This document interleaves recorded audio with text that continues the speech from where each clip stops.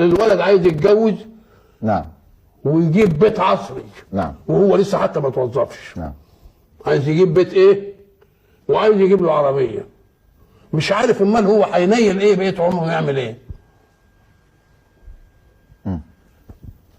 يبقى المباني اوض قد كده، وعايز صالون الخامس ولا هو مش عارف ايه، ويقسم الصالون 3 اقسام، يحط في كل حته، في كل حته، ويعمل احسن اوضه عنده في الشقه يعملها للجلوس. قال يعني الواد مستقبلات او بيستعمل الجلوس.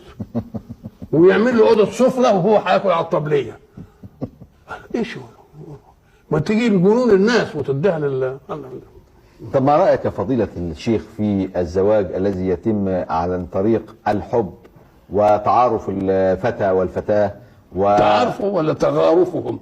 التعارف والتغارف يغرفوا بعض ولا يعرفوا بعض؟ لا، يعرفوا لا، ده عايزين يجربوا بعض الأول.